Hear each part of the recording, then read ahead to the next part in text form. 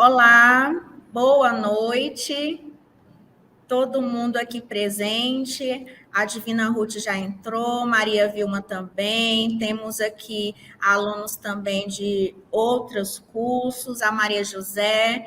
Pessoal, peço perdão aí pelo atraso, tivemos probleminhas técnicos, mas estamos aqui com as nossas convidadas, a Patrícia Monteiro, diretora de pessoas do Mercado Livre Brasil, a nossa queridíssima professora Natália Santana, né, psicóloga também da área organizacional. O nosso queridíssimo Watson, né, presidente do conselho, não pôde participar, mas ele nos fez a delicadeza de gravar um vídeo, tá? Que nós vamos passar para vocês. A ideia era passar inicialmente, começar com a fala dele, mas como nós tivemos aí esse atraso, então nós vamos começar com as meninas e depois nós vamos deixar disponível aí no nosso canal as contribuições, tá?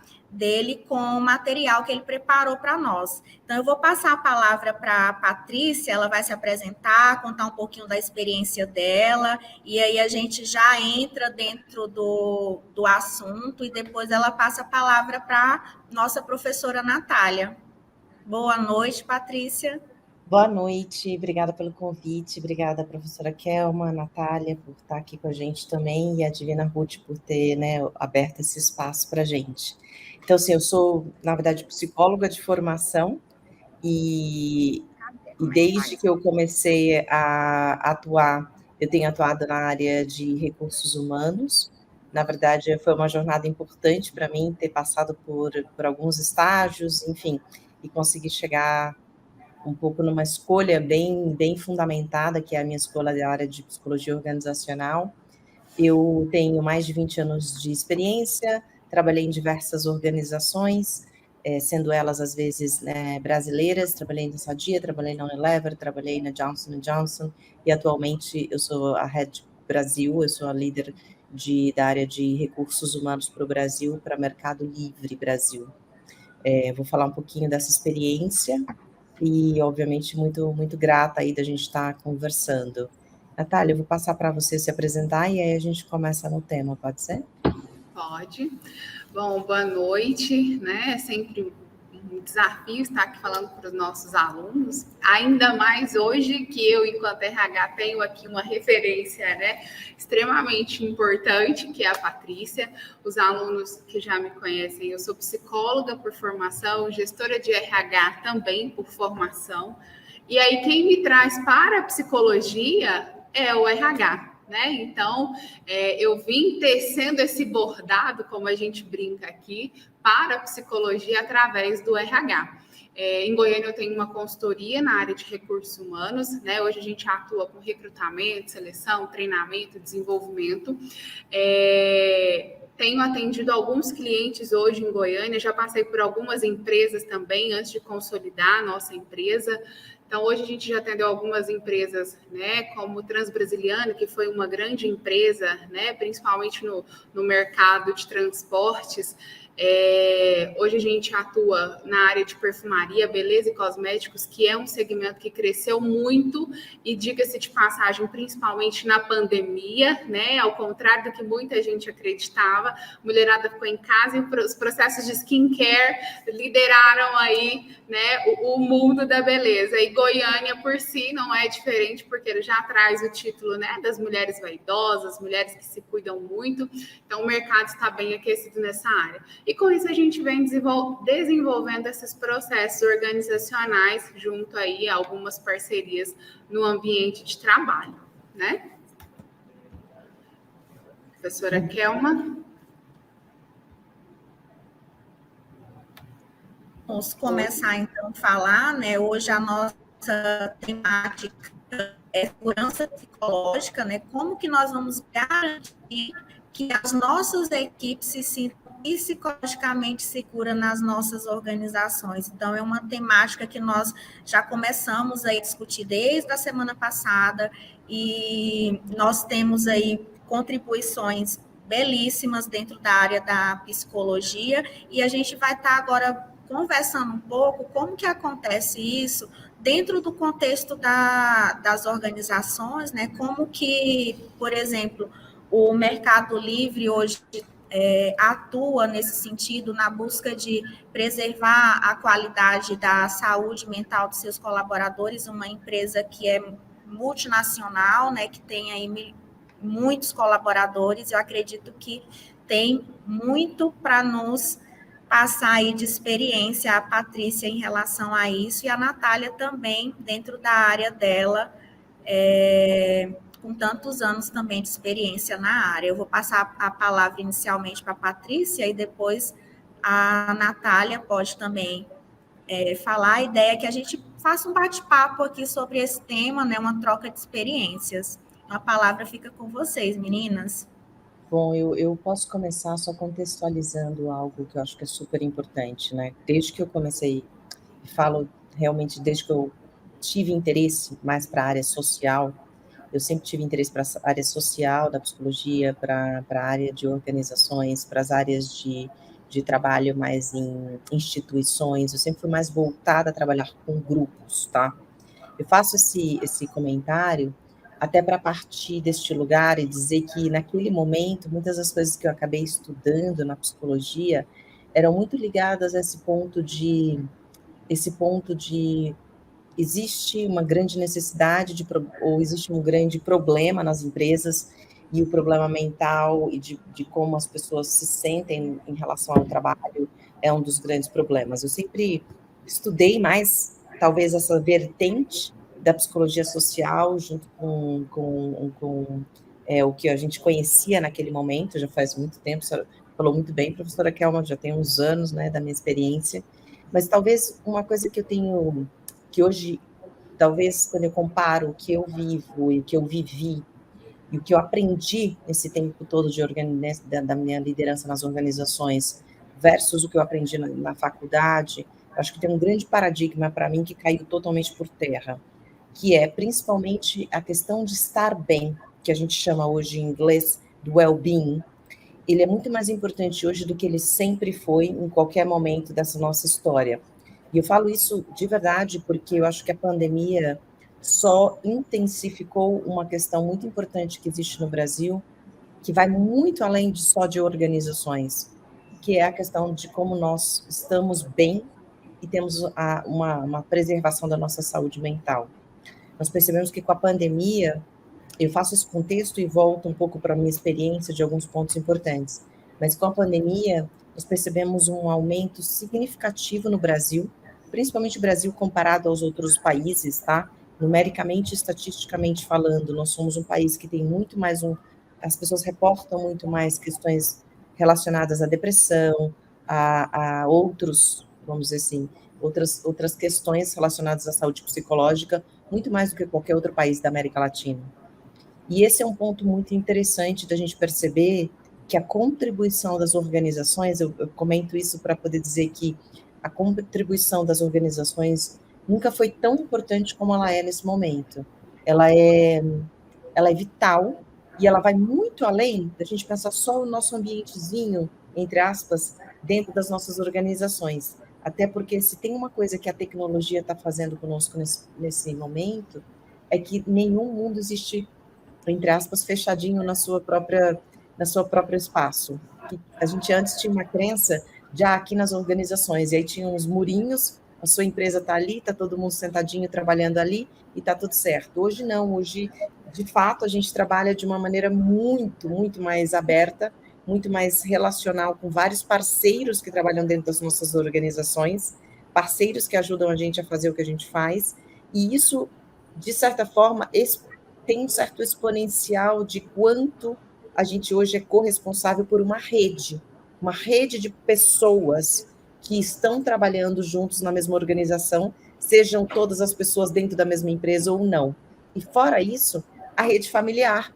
Então, muitas das coisas que a gente passou nesses últimos tempos de pandemia, ninguém dentro das organizações, quer dizer, pelo menos as grandes empresas, ou pelo menos eu falo de Mercado Livre, nós não ficamos presos só ao nosso colaborador, a gente tinha que pensar na saúde e o bem-estar como um todo do colaborador, dos papéis que esse colaborador tinha que fazer, ou na mãe que está dentro de casa, tendo que dar aula para as crianças, ao mesmo tempo que trabalhar e fazer o almoço, e etc., etc., ou para os pais que faziam o mesmo, tá? Não dizendo que os pais fariam diferentes das mães.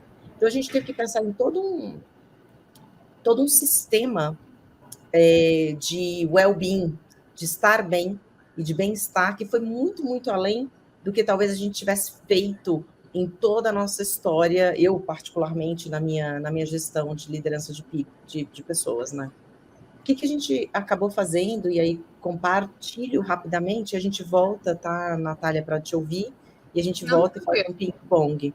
Então, primeiro, a gente fez um setup, assim, a gente definiu várias ações que a gente deveria fazer para a gente pensar nessa saúde e bem-estar psíquico, físico, nutricional e espiritual. Não é tão simples de só falar dessas palavras, mas foi muito diferente e a gente pôde pensar todo um apoio. O que nós fizemos? Alguns deles, eu comento um pouco. Então, nós primeiro, o grande apoio, primeiro, foi a gente apoiar os líderes que estavam também sofrendo uma grande mudança quando nós fomos, no dia 16 de março de 2019, todos para casa. Assim, para muitos, naquele momento nós éramos quase 92% da organização foi para casa em uma semana. Esse foi um patamar muito diferente.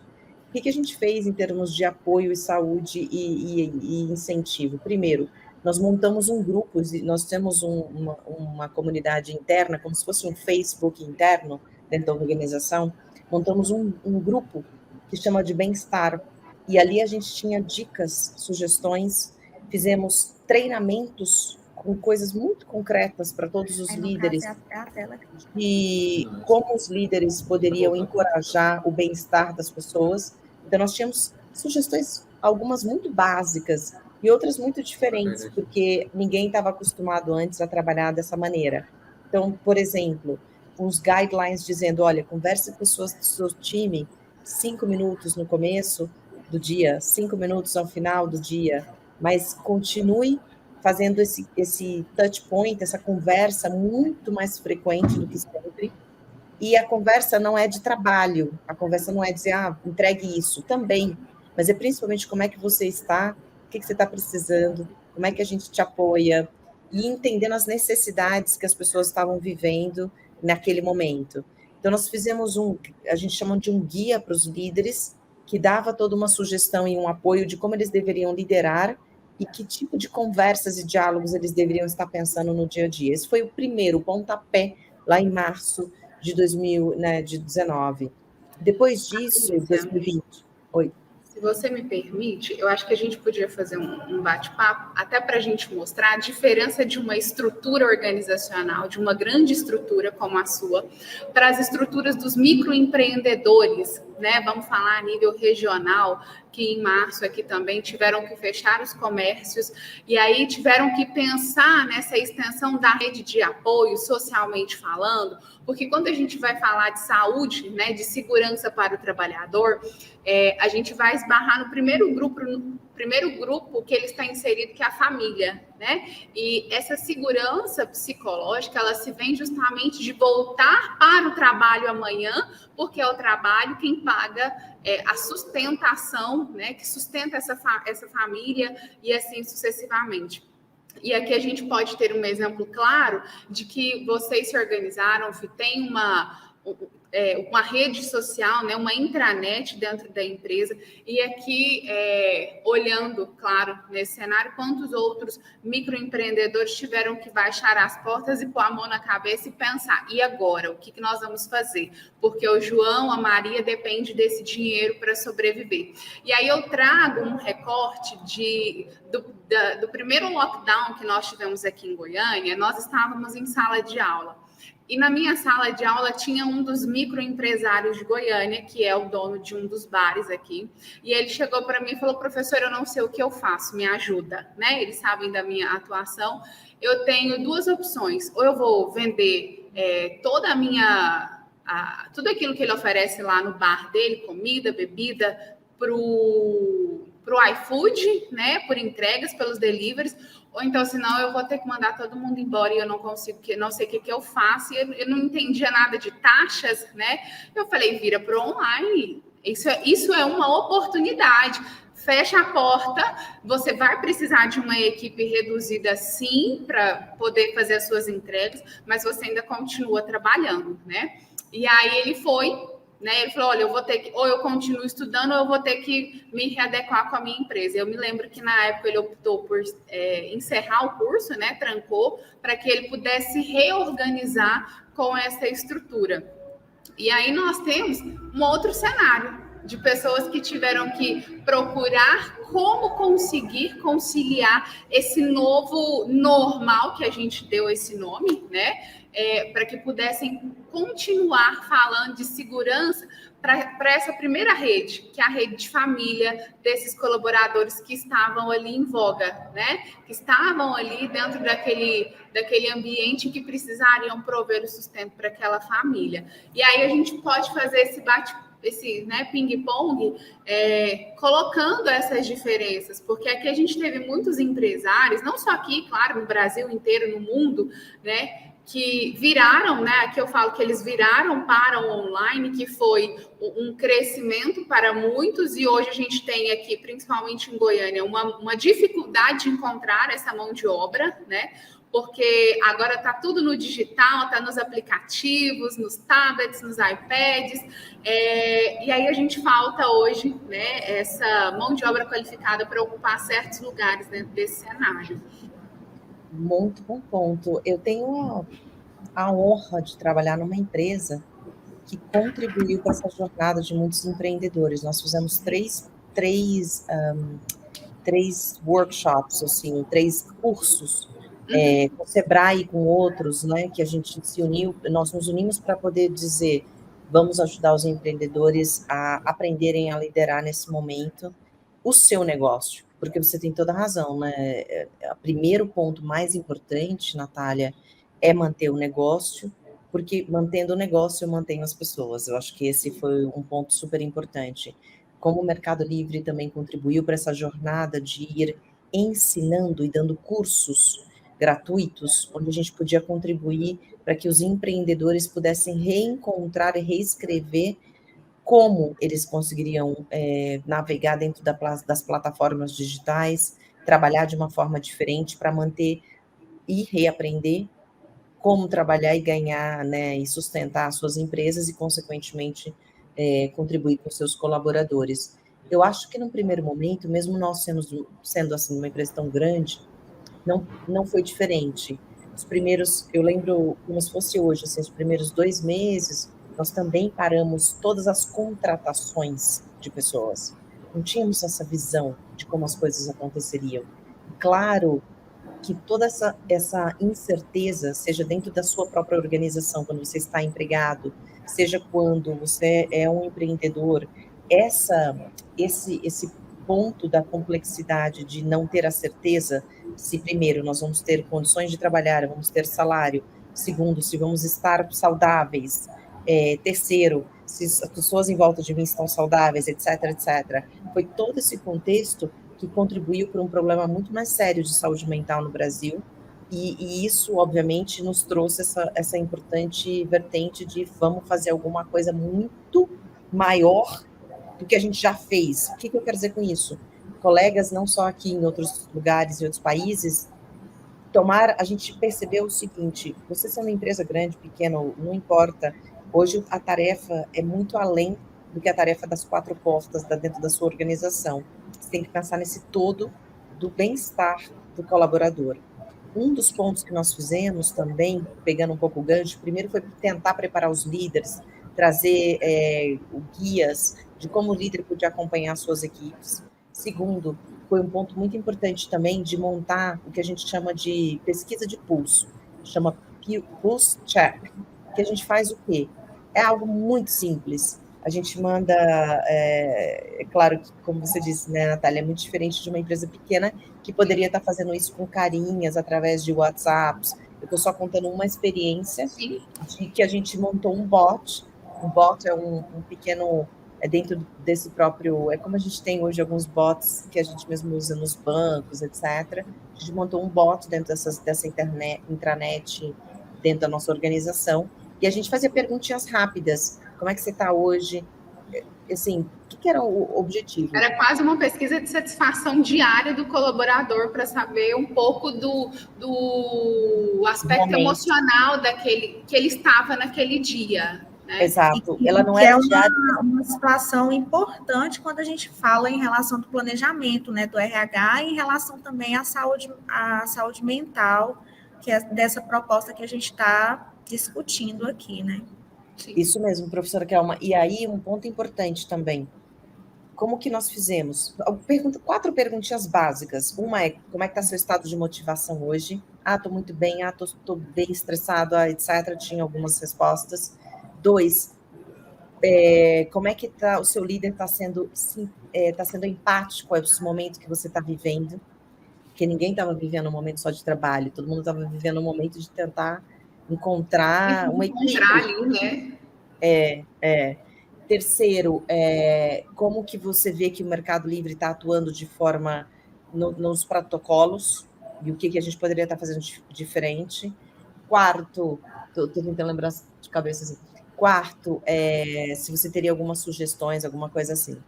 Elas eram pesquisas super rápidas, de verdade, não toma mais do que 4 ou 5 minutos. Um ponto importante também de ter essa saúde psicológica, como vocês disseram, né? Que a gente, quando chegavam os resultados, nós disponibilizamos os resultados para todos os líderes. É por líder que a gente vê. Porém, só para líderes que tiveram 6 pessoas ou mais que responderam à pesquisa.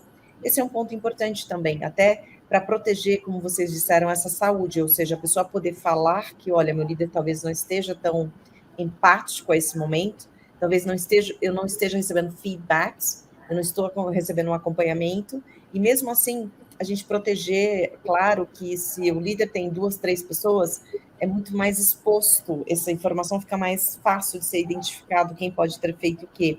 Então, a gente tem uma proteção de dados em relação a isso, mas o mais importante, a gente tinha um dashboard, um número que a gente veio acompanhando a cada 15 dias. A gente começou com 15 dias, a cada 15 dias. E quando a gente percebia que tinha um líder ou outro, que o número estava mais ressaltado, seja naquela equipe que tinha a ver com motivação, ou seja na equipe, enfim, que tinha a ver com qualquer coisa, que o número estava baixo versus o resultado geral, a gente tinha uma intervenção como gestores de pessoas naquele líder, naquela equipe, indo mais ao detalhe e fazendo um trabalho um pouco mais específico de entender o que você está vivendo, um trabalho qualitativo, eu diria, junto às pessoas e, obviamente, junto ao líder, para a gente poder apoiar o líder para pensar outras soluções ou outras coisas que deveriam ter sido colocadas no dia a dia para que essas pessoas estivessem num momento melhor.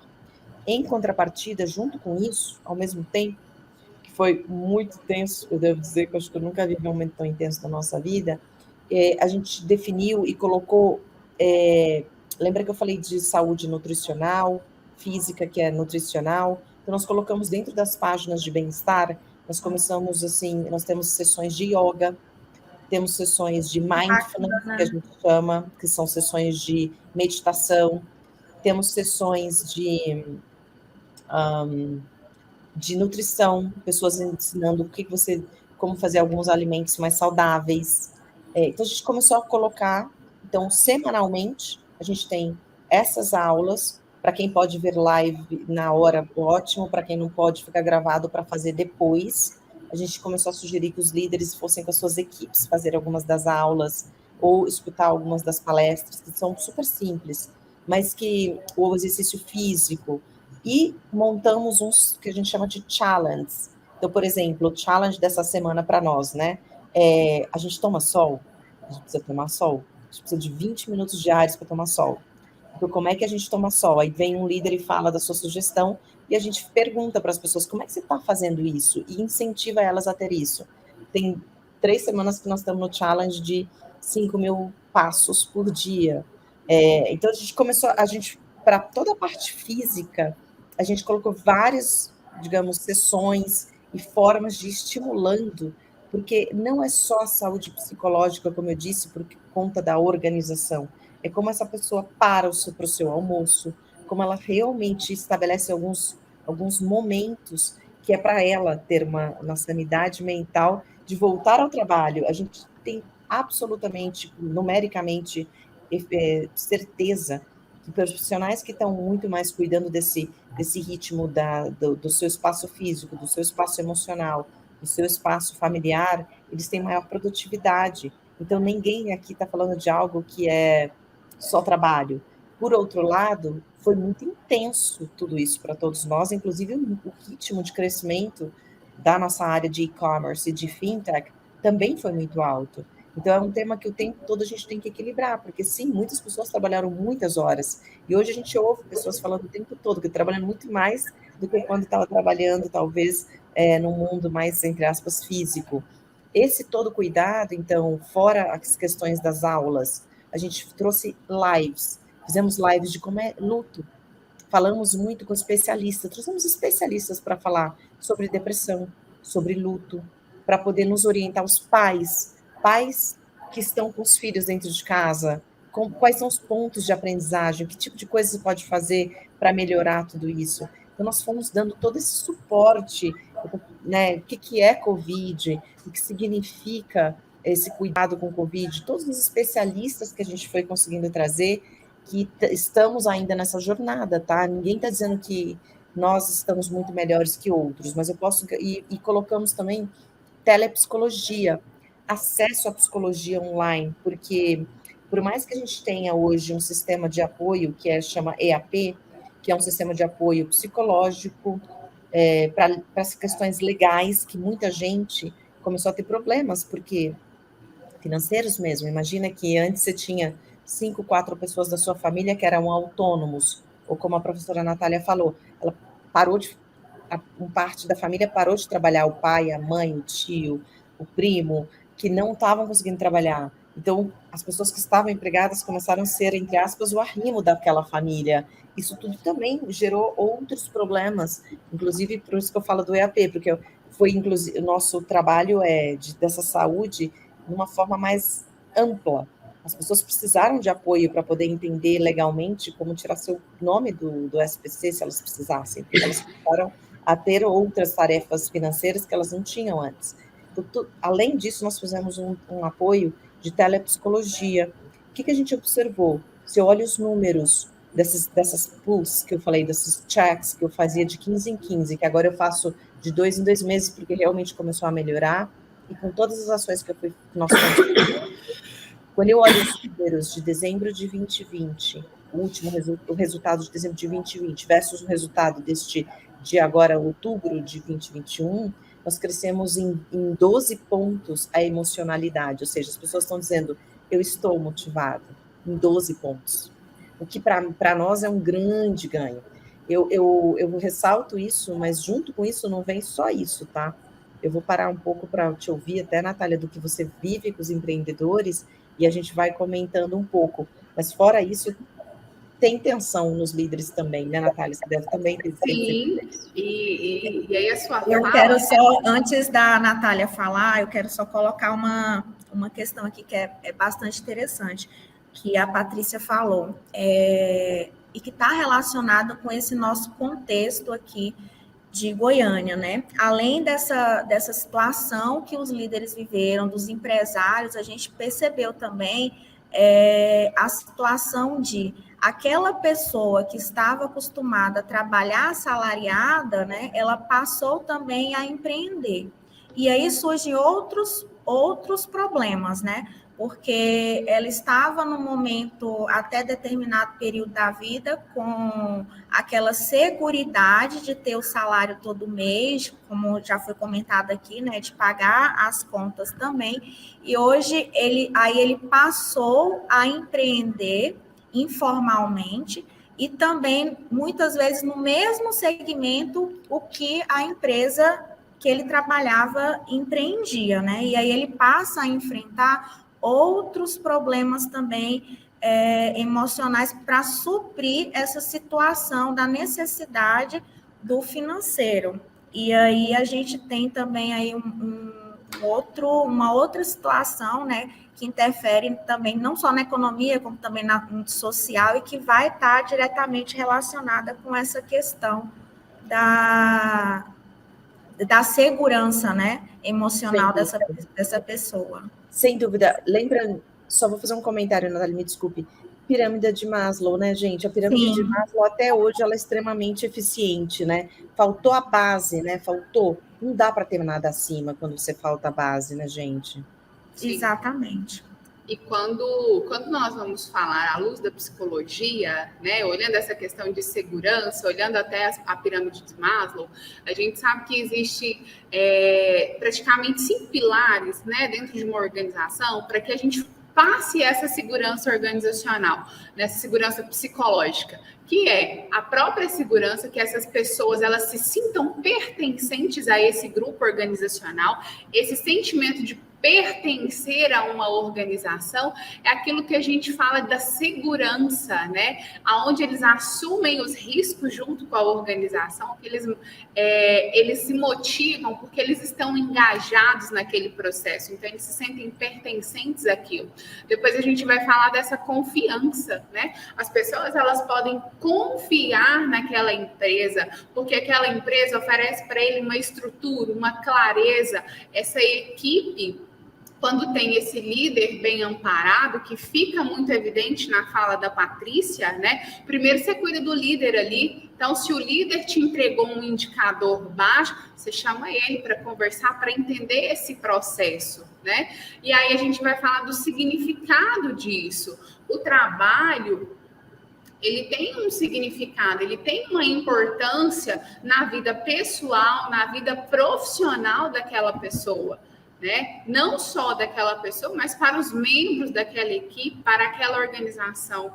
E aí, quando a gente fala disso, nós vamos ter o 5º elemento, que é o impacto disso. As pessoas dentro dessa organização, elas acreditam que o seu trabalho ele é importante, porque você mudar toda uma estrutura organizacional em menos de 30 dias para atender uma nova demanda que surgiu, que ninguém estava preparado para isso, e a empresa e os colaboradores, eles veem, né, que a empresa está trabalhando para auxiliá-los, para ampará-los, para que eles não se sintam desprotegidos e muito menos vulneráveis, né, à mercê daquela situação, aquilo traz para a gente um engajamento. E aí a Patrícia trouxe várias práticas que eles adotaram em Goiânia.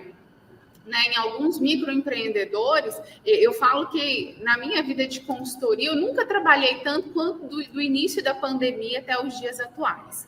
Porque eu tive clientes que me ligaram, e eu lembro que isso é uma das coisas que muito me marcou. Eu estava finalizando um dia de trabalho, como outro qualquer, 10 horas da noite, um cliente me liga. Eu pensei, nossa, 10 horas, né? Vou atender. E aí ele me liga desesperado, Natália, eu não sei mais o que eu faço, eu preciso da sua ajuda aqui na empresa, os meus colaboradores estão assim num momento de exaustão de trabalho, a nossa demanda, ela triplicou, ela nem dobrou, triplicou. Eu não acho entregador, porque ele trabalha com essa parte de entregas. Tá um caos, eu preciso cuidar, pelo menos apaziguar um pouco, porque assim, é morte, as pessoas morrem da família, o funcionário não vem, mas por outro lado eu também não posso fazer nada, porque tá todo mundo com medo.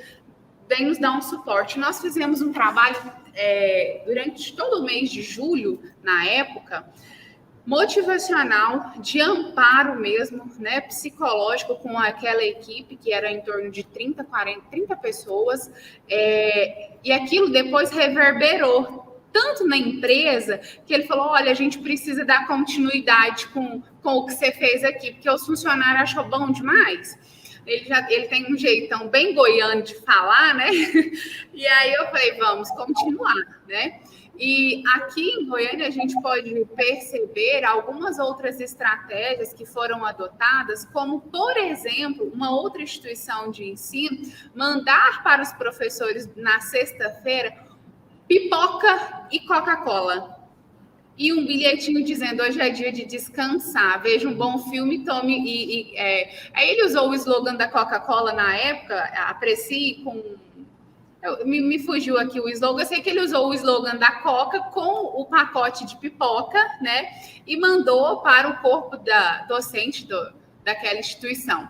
Então, são algumas práticas, como, por exemplo, a gente pôde ver, aqui em Goiânia tem uma fábrica de cadeira para escritórios, móveis planejados.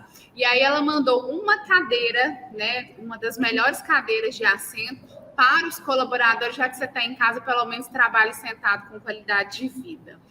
São todas? Não, cada empresa vai se adequar dentro da sua necessidade, né? Mas do Bom Dia ali no grupo do WhatsApp, que muitas pessoas, olha, vamos pelo menos manter essa comunicação, a facilidade do home office, até para as entrevistas. Quantos memes nós não vimos aí, né? As pessoas lindas, arrumadas do rosto para cima, né? Com uma blusinha mais de baixo, tá todo mundo ali com short, uma chinela havaiana, né? Com aquela coisa mais informal, mas sem deixar de entregar o conteúdo. Então, foram também algumas estratégias que, durante esse processo mais potencializado da pandemia, as pessoas puderam fazer trocas. Deixa eu te falar, não vou mostrar aqui não, porque hoje eu estou só de bermuda. Quantos chefes não quebraram o gelo durante algumas reuniões com isso, trabalhando ali, tomando a sua cerveja em casa e conseguindo entregar o resultado, né? Algumas empresas em Goiânia abriram os happy hours para os colaboradores na sexta de forma diferente. Hoje a Live é na sua casa e mandou lá uma caixinha de cerveja, de Coca-Cola, de suco para o colaborador. Tem uma empresa aqui em Goiânia, aquela nacional, né? Um plano de saúde. A gente tinha uma parceria com o Newton Pinto e Tom Carvalho, que são dois comediantes aqui de Goiânia, não sei se a Patrícia conhece, eles a nível nacional também.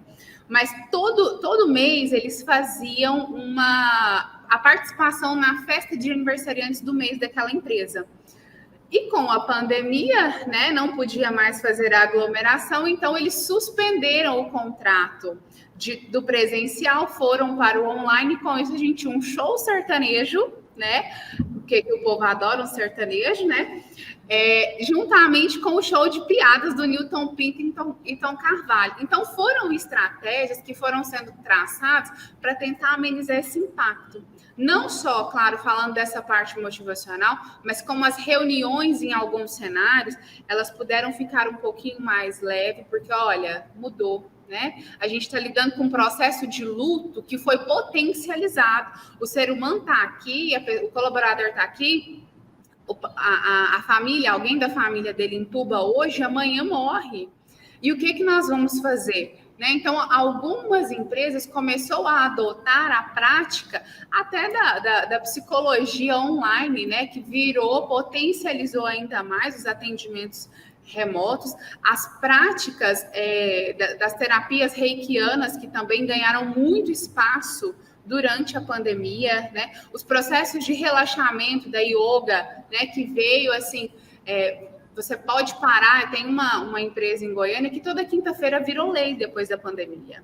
As meninas ligam e falam, hoje é dia da nossa yoga, então vamos fazer, porque aquilo trazia uma certa leveza para o colaborador. Então, são algumas práticas que o microempresário, ele não precisava demandar de um grande valor em espécie, porque tinha coisas que a própria equipe, o próprio líder, ele tentava se mobilizar juntamente com a sua equipe. Claro que nós estamos aqui falando de algumas empresas, mas também nós tivemos outras empresas que, aumentou o trabalho, vamos embora, né? A gente também não pode fechar o olho e falar que é só a Alice no País das Maravilhas, porque a gente também presencia isso aqui, né? Não são todas as empresas que pensam nesse bem-estar desse colaborador, de amparo, de cuidado, que sabe que um colaborador que se sente mais seguro, que se sente mais pertencente àquela organização, ele trabalha mais, ele tem maior resultado. Porque no final, não é só para o bem-estar, é porque a empresa depende daquela mão de obra para continuar ali na sua lida diária, né? Exatamente. E uma situação que a gente percebe em relação a isso, como a Patrícia falou, que no início, quando começou esse problema que nós tivemos aí mundial, né, em relação à pandemia, nós tínhamos números altíssimos. A partir do momento, né, que as empresas começaram a tomar consciência de que era preciso fazer essas ações, seja a empresa de nível multinacional, pequeno, médio porte, a gente também começou a perceber o quê? A queda, né, como ela falou, desses índices. A queda do número de afastamentos, a queda do número de atestados, a queda em relação ao nível, né, de produtividade que era baixo das empresas começaram a aumentar. Isso é perceptível no cenário mundial, né? No cenário Brasil, cenário mundial, inclusive se refletiu também até mesmo nos contextos das contratações, né? Algumas empresas que estavam nesse período de, vamos dizer assim, eu vou enxugar ou não o meu quadro, hoje a gente percebe que essas empresas estão agora com grandes processos aí disponíveis e principalmente uma outra situação. Elas se adaptaram e o profissional também se adaptou para esse novo contexto, que é o contexto tecnológico. E aí é uma outra situação também que a gente percebe, por exemplo, dentro do meu cenário, que eu atuo diretamente com os professores. Então, o professor que pegou essa questão assim de supetão, eu preciso dar aula online. O professor não tinha essa expertise de mexer com as ferramentas online, de fazer uma live, de fazer uma transmissão, de como interter o aluno com esse tipo de metodologia. E alguns colegas que são da área clínica, né, começaram a comentar a respeito do grande índice de profissionais, né, da área da educação procurando os consultórios, com depressão, com ansiedade, o nível foi lá em cima.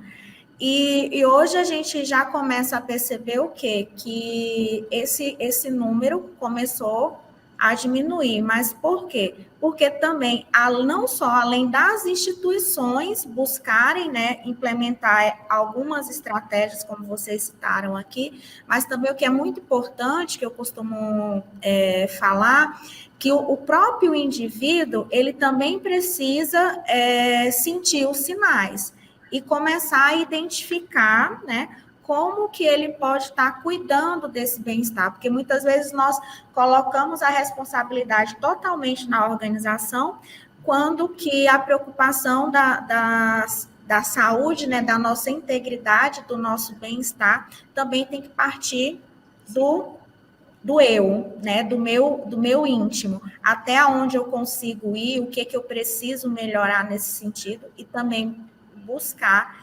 esses cuidados, né? Essa autorresponsabilidade, né? A autorresponsabilidade. Ninguém. A empresa pode propor 1 milhão de práticas motivacionais, de cuidado, de bem-estar físico, psicológico, emocional, mas se aquele colaborador ele não quiser, ele não vai.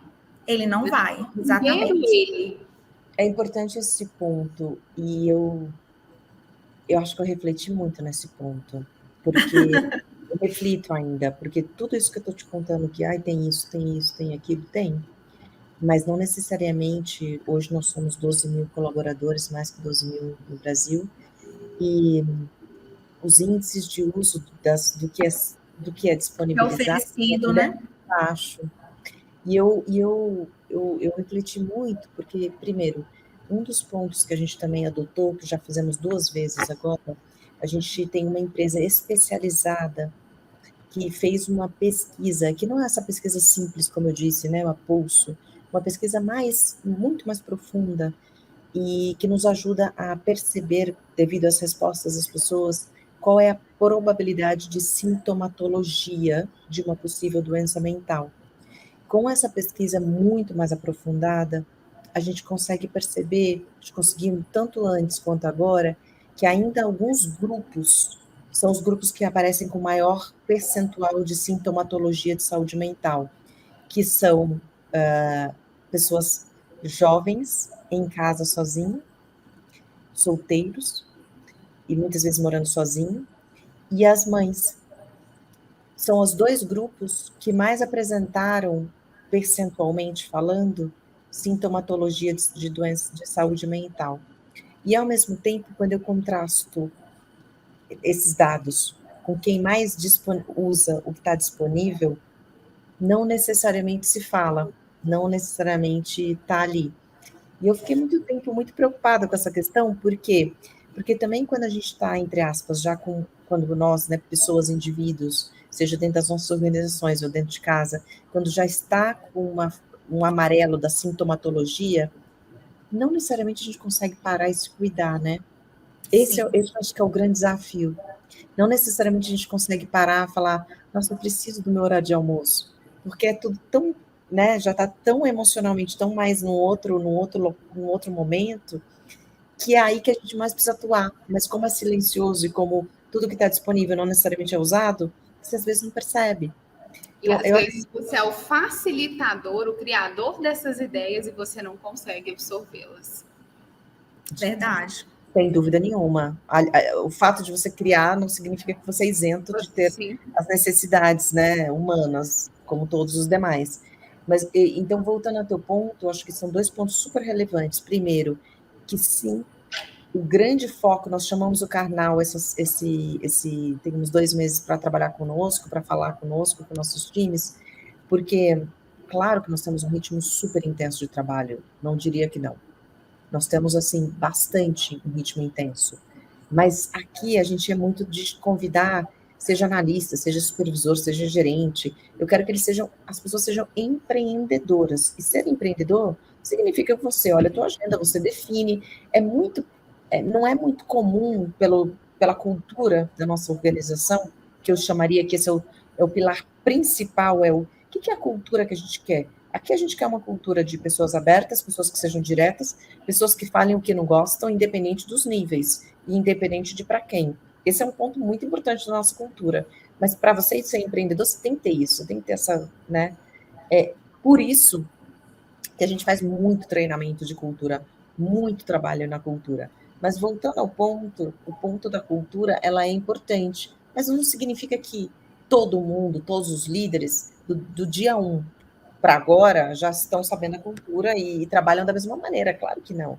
Nós temos um grande trabalho aqui o tempo todo de estar lembrando, encorajando e colocando um mecanismo que eu acho que ele também é super relevante, que é o mecanismo de, por exemplo, denúncia. Se eu tenho um canal específico, se a pessoa não está tendo coragem se está percebendo que está tendo algo muito complicado, e ela vai até esse canal e ela faz uma denúncia anônima, formal. Às vezes a gente pede para que elas se autodeclarem, porque aí a gente pode ir mais aprofundando no tema. E eu percebo que, assim, esse é um ponto também que eu não posso deixar de ter, porque por mais que eu trabalhe naqueles mecanismos que eu já falei, para as pessoas se autocuidarem, por mais que eu trabalhe nos mecanismos de cuidar para que os líderes tenham essa cultura, tenham a forma de liderar, tenham a empatia com esse momento, qualquer que seja o trabalho com os líderes, não significa que eu estou isenta de alguém ter ou fazer algo que não esteja dentro daquilo que a gente está querendo e proporcionando dentro da organização. Então, eu tenho que ter um terceiro canal, entre aspas, que é um canal também de que as pessoas podem falar de maneira anônima, caso elas precisem, de maneira confidencial. Isso também é importante. E também é importante dizer que muitos líderes no meio dessa situação toda, dessa loucura toda, não necessariamente, quem não, né? Quem não saiu do eixo? Quem não espanou? Quem não teve situações que foi além do que, ou teve comportamentos que foram diferentes daquilo que você teria. Então, tem todo esse cuidado também que a gente teve que ter desse tempo.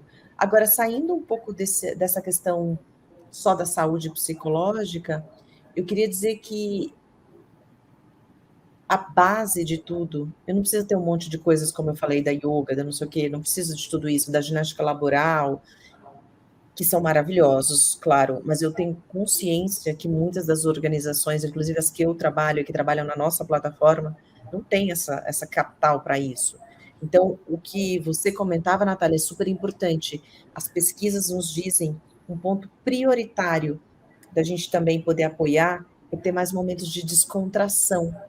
é ter mais momentos de relax, é ter sim os happy hours, fizemos tanto happy hour, pegamos a banda que tinha tocado, uma banda nossa caseira que tinha tocado, fizemos uma live da banda tocando, os espaços de descontração.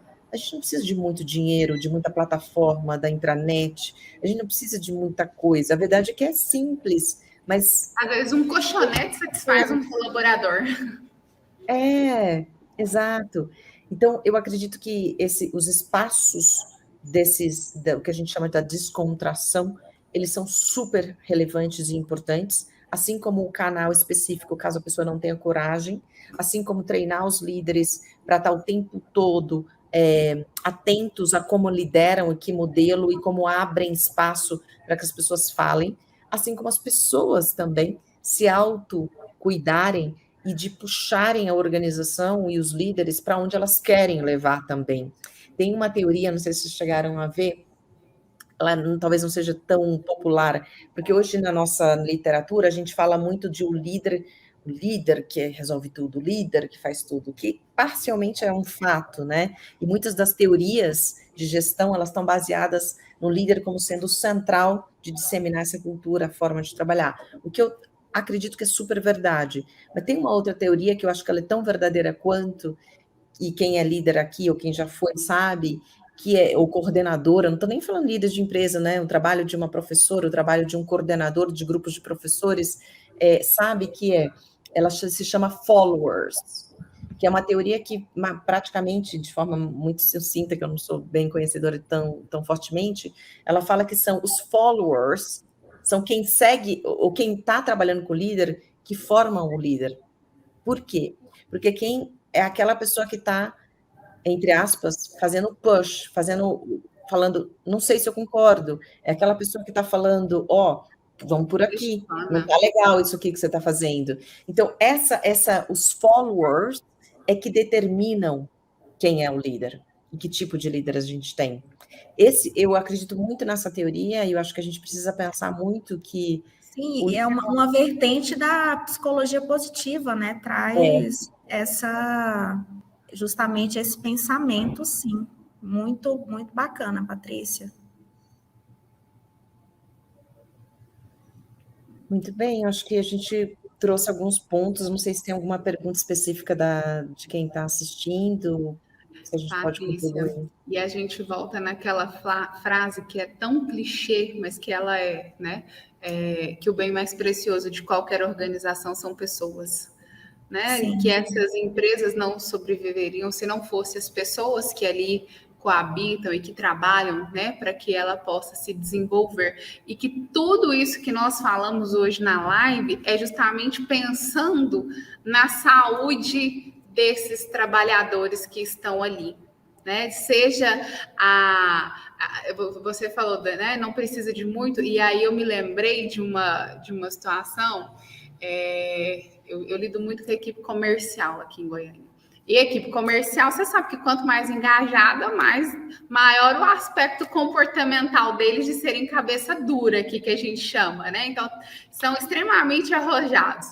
E aí, às vezes, eu brinco com eles, eu falo, olha, faz o seguinte, lá é um edifício, fala, desce lá embaixo, tira seus 15 minutos de férias, e você pensa no que você quiser nesses 15 minutos. E dá uma esparecida, né? Sai daquele ambiente. E aí, às vezes, eu brinco até com eles. Você desce lá embaixo. Se você beber, você bebe uma cerveja, fuma um cigarro, dá uma descompreensão, liga pro namorado, faz o que você quiser, mas você tem 15 minutos de férias.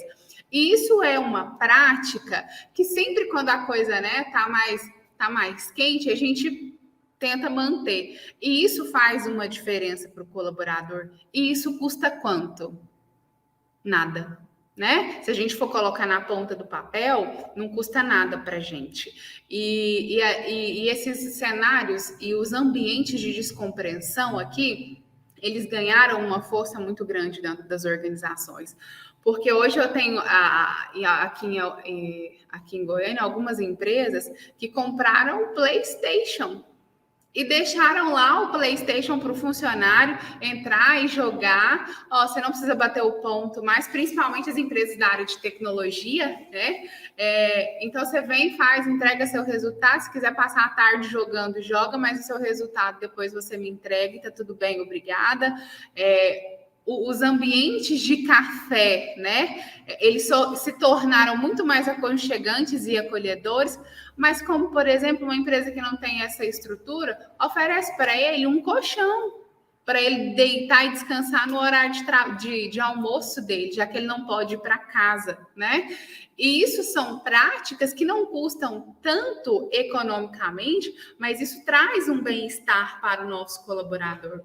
E são coisas inovadoras e a gente está querendo cuidar do quê? Da pessoa que está ali, né? Quantas outras empresas a gente não acolheu no sentido até mesmo de custear em alguns cenários o sepultamento de um ente querido, porque aquele colaborador de fato não tinha condições, né? E isso gera ainda mais credibilidade para essas empresas. De engajamento, de trazer esse colaborador para perto. Então, a gente tem todos os modelos praticamente, né, que a gente pôde nos reinventar dentro do cenário da pandemia para cuidar ainda mais desse nosso colaborador. Sim, belíssima fala, Natália. Patrícia também contribuiu bastante aqui com o nosso tema. Tem algumas perguntinhas aqui, mas eu acredito que o pessoal está perguntando aqui, nós até já respondemos. Por exemplo, tem uma pergunta aqui a respeito da questão da diversidade, né, dentro desse contexto, porque a gente considera muito que, como vocês colocaram aí, né, a questão da necessidade, né, da pirâmide de Maslow, a minha necessidade não é igual à necessidade do meu colega, então, como administrar essa diversidade dentro desse contexto, né, que nós vivemos e manter o bem-estar desse colaborador. Então, assim, respondendo, depois eu passo para vocês complementarem, eu acredito que, pessoal, as meninas comentaram aqui na live, né, principalmente a Patrícia, com todos os projetos que o Mercado Livre Brasil aí tem desenvolvido, independente de ser projetos que atendem todas as unidades, foca em quê? No indivíduo, justamente na necessidade de identificar qual que essa necessidade, qual que é o perfil de cada um, como que cada um está passando, ou como que está a situação emocional desse indivíduo naquele momento, porque a partir disso, né, as empresas vão fazer o quê? Trabalhar no sentido do coletivo. A Natália também trouxe bastante exemplo aqui do nosso contexto regional aqui de Goiânia, de algumas ações que as empresas aqui, os nossos microempresários estão desenvolvendo, e eu acredito que todas essas ações aqui que elas citaram estão também preocupadas com essa questão da diversidade, porque a partir do momento que eu desenvolvo ações, que eu passo a ouvir o meu colaborador individualmente, que eu tenho esses canais, né, sejam canais formalizados ou sejam canais formais, eu já estou buscando entender, né, a individualidade de cada um e trabalhar essa diversidade partindo do indivíduo para o coletivo. Não é isso, meninas? É um grande ponto. Tem um ponto que eu contribuí um pouco com esse comentário, que é essa parte da cultura. A nossa cultura é bem clara. A gente tem 6 princípios culturais claríssimos que a gente bate fortemente para que todos tenham. E um deles tem muito a ver com isso. Tem a ver com ser capaz de expor o seu ponto de vista, ser capaz de colocar na mesa o que você quer, como você quer, independente com quem você está falando. Que eu acho que esse eu falo do Brasil, mas fazia muito tempo que eu não trabalhava tão assim no Brasil como é o meu cargo agora. E eu acho que esse é um dos pontos mais difíceis, eu vejo, do brasileiro. Falando, porque eu estou comparando com outras coisas que eu já vivi, que é essa coisa de ser mais de falar, né? Para o chefe, para alguém que você não necessariamente, que você acha que está muito acima, né, hierarquicamente de você, de você falar assim, eu não sei, eu tenho um ponto de vista um pouco diferente. Parece que é difícil isso. Esse é um ponto assim que a gente tem o tempo todo que está ressaltando, porque é parte da cultura. Parte da cultura que eu tenho hoje, eu tenho que estar ensinando, aprendendo, puxando, falando, quero ouvir tua opinião. Quando a pessoa está quieta e está com uma cara que está na cara que a pessoa está gostando de alguma coisa. Puxar para esse lugar, eu falo puxar porque às vezes brasileiros tem que puxar mesmo. E eu tenho outras culturas que a gente trabalha, que são culturas do debate, que assim, debate intelectual. E aí o brasileiro acha que, poxa, não sei o que, nossa, não, e é porque aquela cultura é do debate. É quanto mais a gente discute, eu olho por esse lado, você olha pelo outro, para a gente poder entender o melhor caminho, entre aspas, de fazer o tal do trabalho, quanto mais a gente debate, melhor vai sair o resultado do que nós vamos fazer e como. Algumas culturas pensam assim. O brasileiro tem a tendência de pensar, e eu falo de um modo generalizado, nem todo brasileiro, tá, gente? Não é meu objetivo aqui generalizar, nem sou especializada no tema.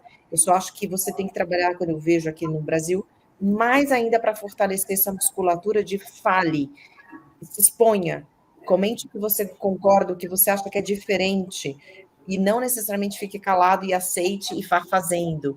Por quê? Porque isso também é o alicerce dessa jornada da diversidade.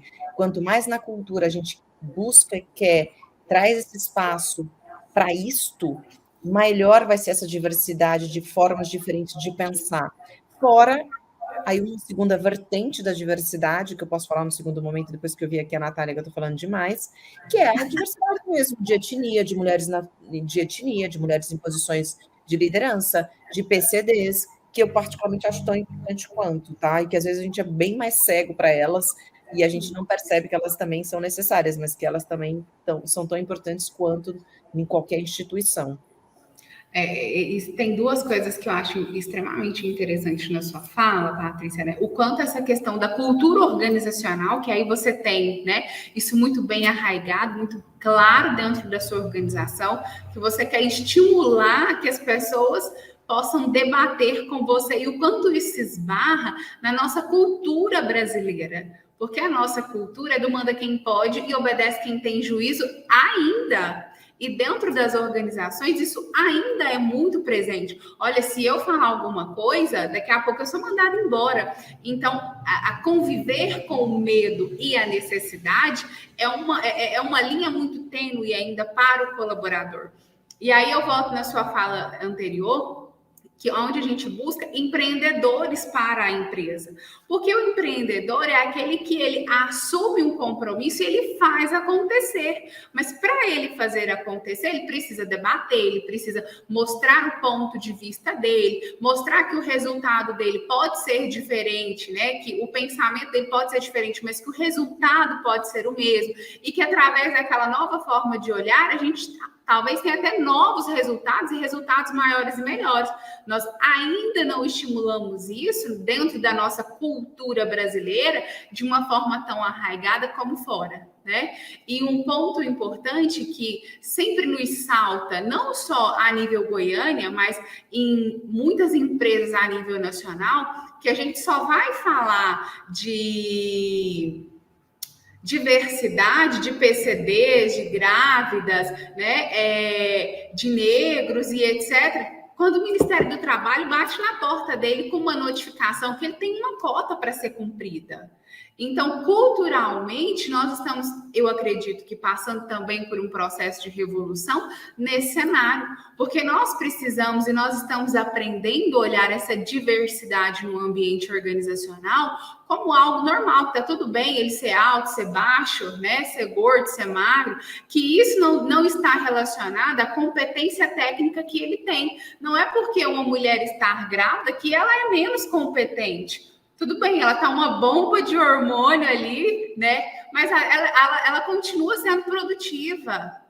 Ela continua tendo capacidade intelectual para trabalhar dentro daquele ambiente organizacional. E aí a gente começa a ter um novo processo de ressignificação da cultura brasileira voltada para a área organizacional e a gente começa a colher pequenos reflexos dessa mudança de comportamento.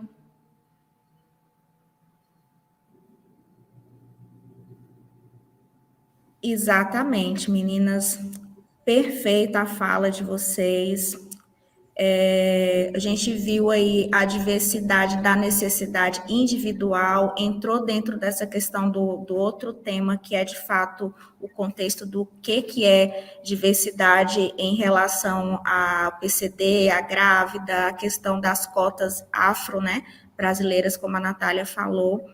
E a gente fechou o contexto do assunto, que é justamente a proposta de hoje, né, sustentabilidade emocional, né, e sustentabilidade em relação à saúde mental nas organizações, e que não envolve apenas a questão do psicológico em si, né, envolve uma série de outros fatores que vão direto ou indiretamente, né, contribuir para que essas empresas estejam aí caminhando saudáveis, vamos dizer dessa forma, né?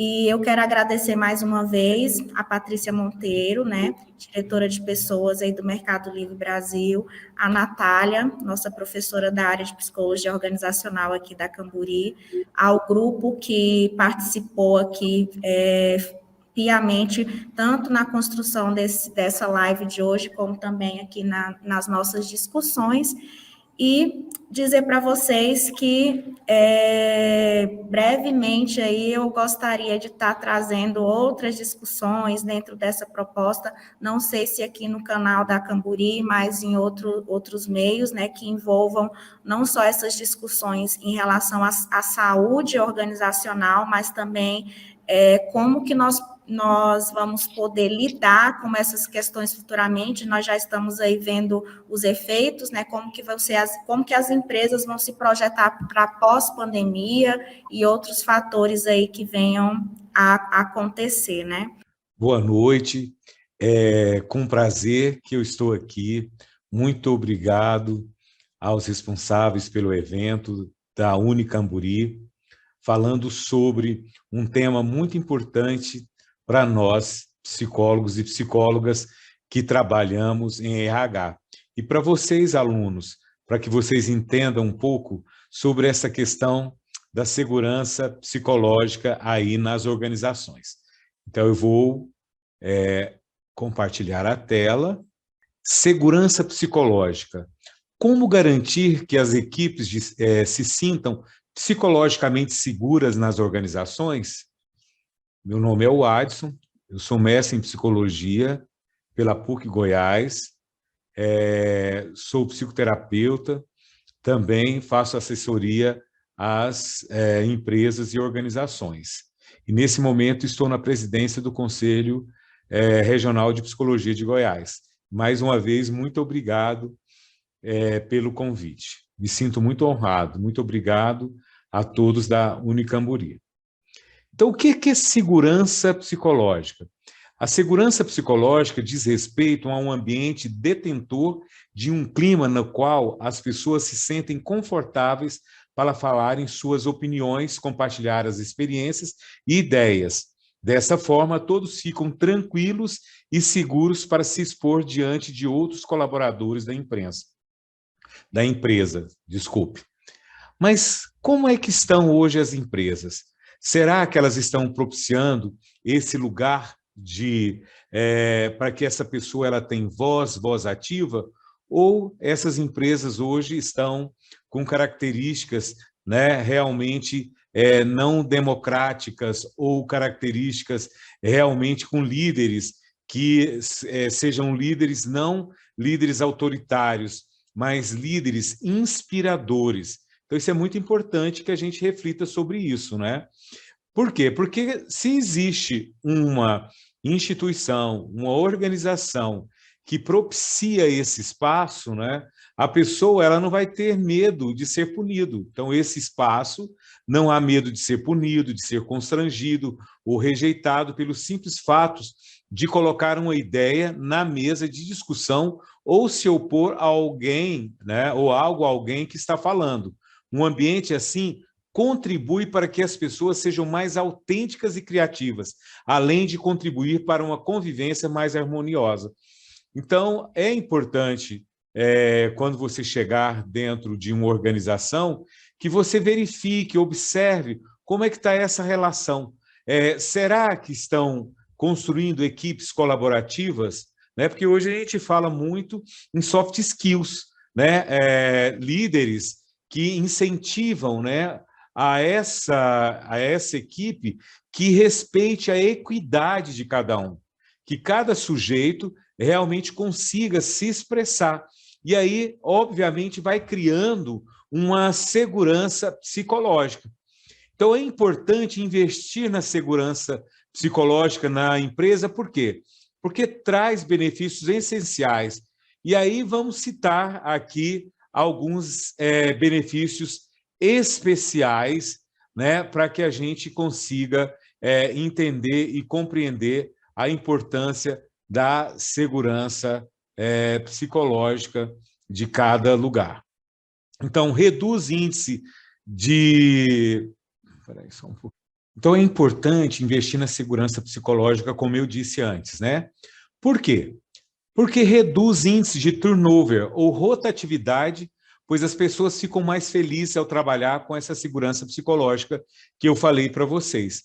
Então, essa relação, né, desse líder, dessa empresa, entender que nós somos seres idiosincráticos, singulares, e cada um traz as suas habilidades e as suas potencialidades, isso vai gerando realmente uma melhor produtividade no sentido do sujeito se sentir, ter sentido, significado para estar nesse lugar.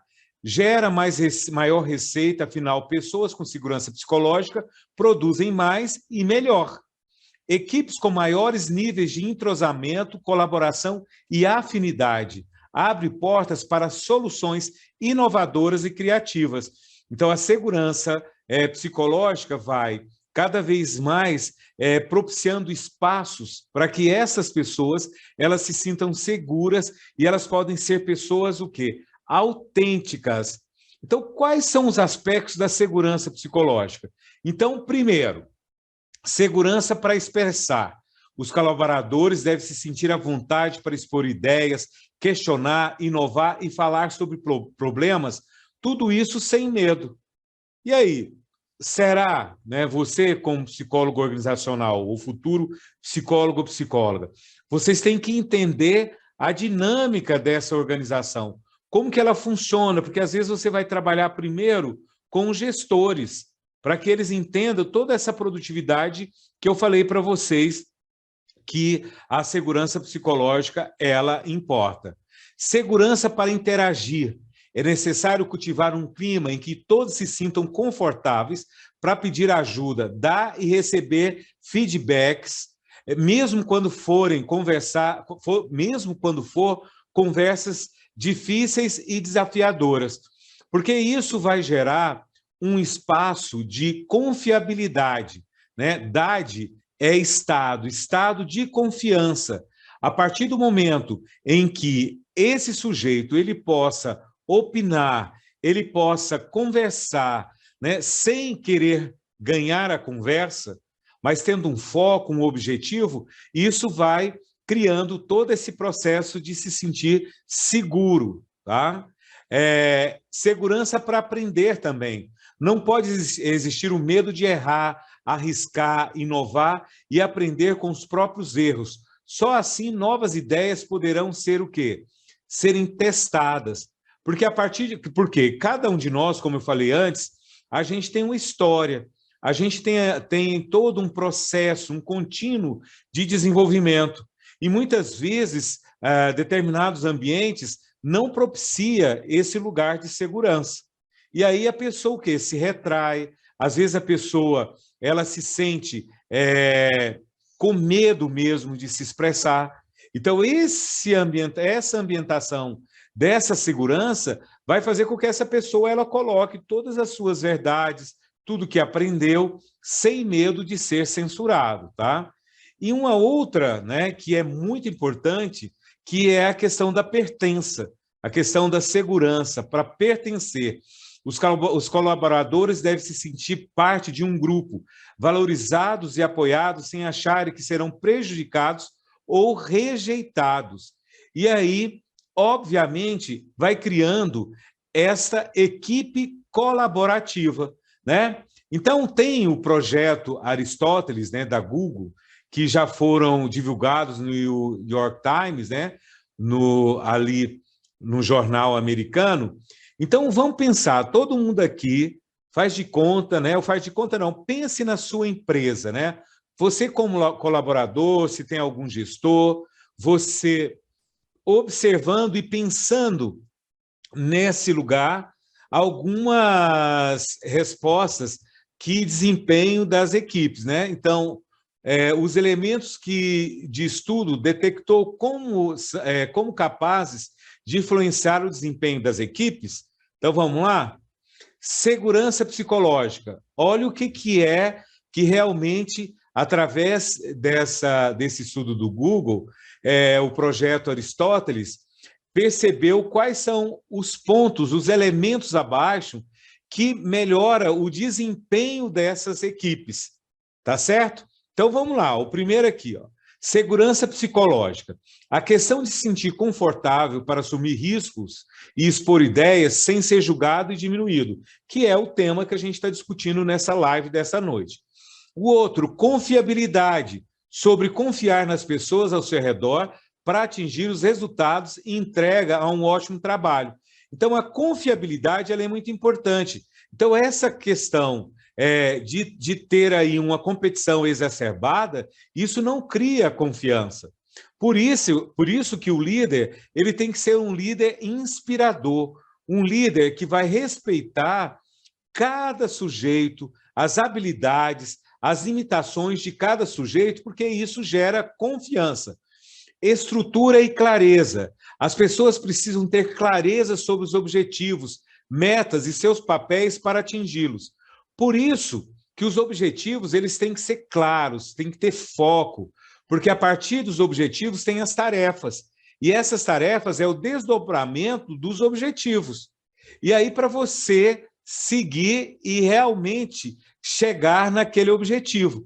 Então, se ficar ali tendo vários objetivos, sem ter uma prioridade, e aqui é importante falar que prioridade não é prioridades, tem várias necessidades, mas você vai ver qual que é a prioridade importante para você poder realmente realizar, porque senão você vai postergar ou vai ficar ansioso, né?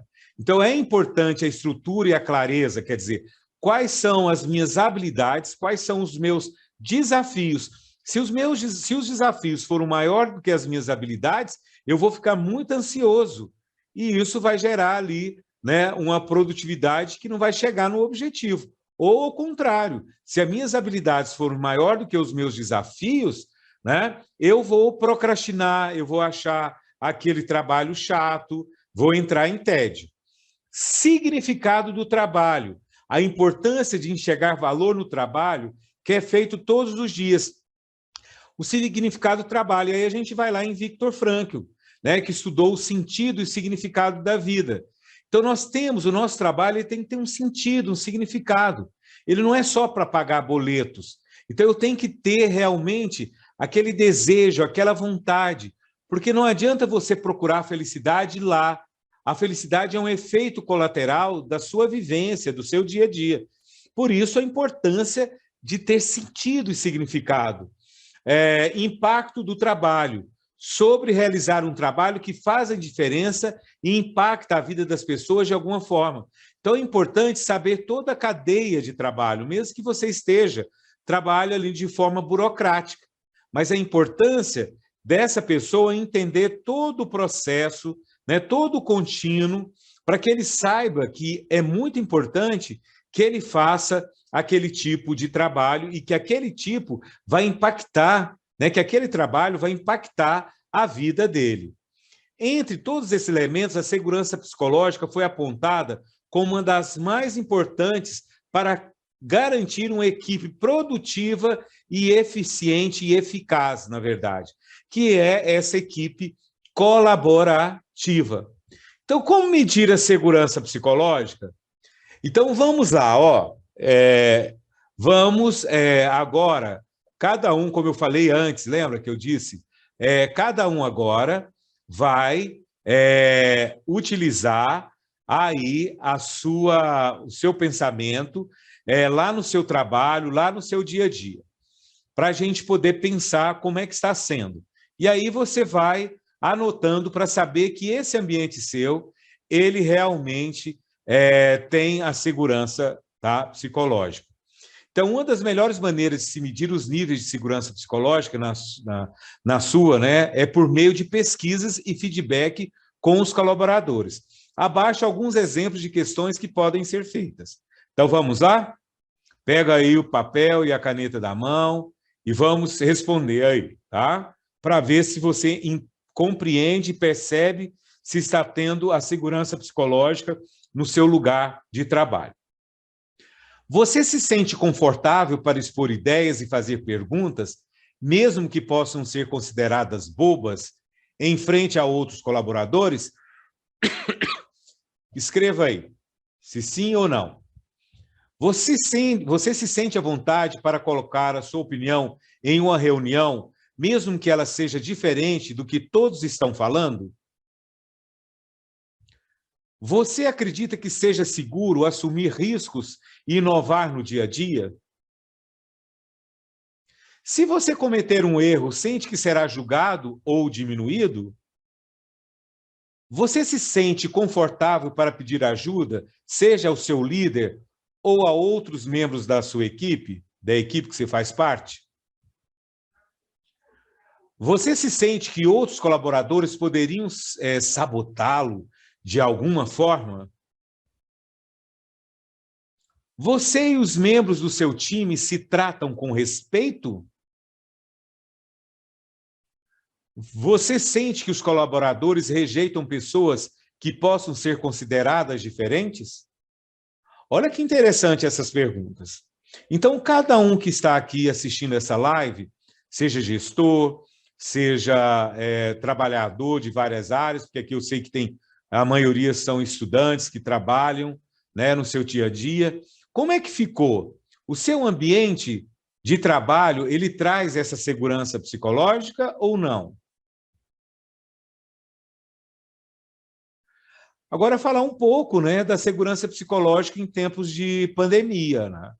Então, como é que é isso? Então, nós tivemos o quê, gente? Nós tivemos, eu falo que nós estamos numa mesma tempestade, mas cada um está navegando em barcos diferentes. Trazendo uma frase de Caetano Veloso: cada um sabe a dor e a delícia de ser o que é. Então, com a chegada do novo coronavírus, a mudança no dia a dia de trabalho, diversas empresas adotaram o regime home office.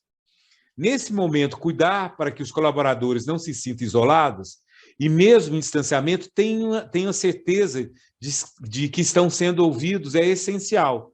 Então, isso é muito importante, porque como muitos ficaram em home office, outros, né, a gente não tem ali a questão do sorriso, né, quando a gente já está trabalhando no nosso dia a dia, então tem toda aquela insegurança. Então, para os líderes e para os seus colegas, né, que estão ali no seu dia a dia, é importante essa escuta, porque muitos sonhos nossos foram cancelados, muitos sonhos nossos, né, foram postergados, e muitas pessoas que a gente conhece, seja parentes ou amigos, morreram. Então, muitos de nós não tivemos tempo de quê? De fazer o luto. Então, isso é muito importante que tenha essa escuta. Então, eles precisam de suporte e a garantia de que há um espaço para expor ideias, relatar problemas e criar. Isso é importante para manter o quê? A motivação e oferecer perspectivas. Porque a motivação é a paixão, é o desejo, é o sentido, é o significado que te mantém até terminar. E aí, será que essa empresa, esse lugar, está dando segurança psicológica nesse momento de pandemia para que as pessoas produzem de forma extraordinária? E quando fala de forma extraordinária, não é simplesmente ligado à questão financeira, mas é se sentir inteiro no seu lugar, né? Então, isso é muito importante, porque aí tem essa questão de criar, né, de ver perspectivas, de ser proativos e por aí vai. Os líderes, por sua vez, têm um desafio a mais, pois precisam garantir a excelência na entrega dos resultados, ao mesmo tempo em que aprendem a gerir equipes remotamente. Então, para os líderes, isso foi muito difícil, por isso que eu falei que não é ressignificado, é reinventar. Não é simples, mas com uma boa organização não se torna uma tarefa impossível. Então, a gente já tem aí quase 2 anos de pandemia, então a gente sabe como essas coisas estão acontecendo. E como nós sentimos aí uma dificuldade nesse equilíbrio emocional. Então, principalmente nas empresas relacionado a isso. E, finalmente, gente, observa aí as pessoas agregando aí nesse lugar, né? Então, a segurança psicológica é o principal alicerce das equipes de alto desempenho. Diversos estudos mostram uma relação direta entre a segurança psicológica e maiores índices de engajamento e de bem-estar, a maior criatividade, a retenção de talentos, né? O que resulta em uma organização com maior desempenho. Então, espero que tenha falado aí, que tenha realmente feito vocês refletirem sobre essa segurança psicológica.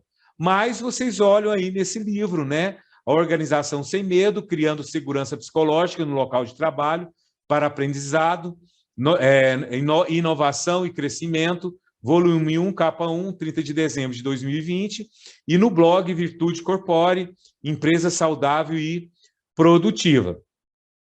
Mais uma vez, eu quero agradecer, tá, a Unicamburi por abrir esse espaço e a importância que a gente entenda que a psicologia ela tem várias faces, mas nós trabalhamos, né, com a saúde mental do sujeito, né? Se você está numa organização, você viu a importância da gente, como psicólogo organizacional e do trabalho, entender essa segurança psicológica.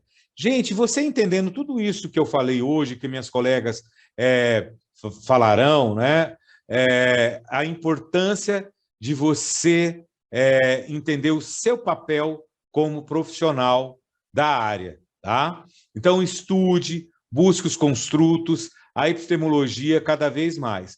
Então, meu muito obrigado. Eu agradeço aí a esse momento.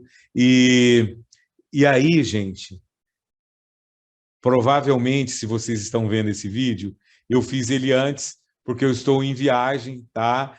E eu falei, não, eu vou fazer questão realmente de estar ali junto. Eu não sei se meu voo atrasou ou não. Se meu voo atrasou, vocês estão vendo eu gravado, mas com o coração aqui batendo bem forte, um grande abraço e muito obrigado para que vocês realmente estejam aí fazendo um curso, aprofunde aí em toda essa estrutura, tá certo? Que a Unicamburi fornece para vocês, Um beijo à coordenadora e todos os professores, o meu carinho e vocês também, alunos. Tchau, até mais. Mais uma vez, muito obrigada. Se vocês quiserem finalizar a fala de vocês aí, fiquem à vontade para a gente encerrar. Eu quero agradecer a Ruth pelo convite, né? Foi uma troca assim muito saudável. Não só pela troca, mas por poder estar ao lado da Patrícia, para a gente que é do RH, né? É uma das líderes que a gente segue aí pelo LinkedIn da vida, trocando, acompanhando ali cada postzinho, né? Então, fico muito feliz, né, por podermos ter essa troca aqui. Foi assim, gratidão mesmo, acho que essa é a palavra. Obrigada, de verdade, uma honra, de verdade mesmo. Me sinto até... tenho a mesma escola que vocês, né? Venho... E uma gratidão de estar contribuindo também com o time aqui de Goiás, sabendo que eu sou de Tocantins, que era Goiás, que eu espero e desejo que qualquer caminho que vocês venham a seguir dentro da área de psicologia organizacional, ou institucional, ou social, etc., que vocês possam fazer o melhor de vocês nessa trajetória e, de verdade, impactar né, ter essa missão de fazer uma grande diferença no mundo, e fazer diferença no mundo tem a ver com fazer as pequenas diferenças em volta da gente. Muito sucesso para vocês e muito obrigada pelo convite. Vamos encerrar então, gente. Boa noite a todos.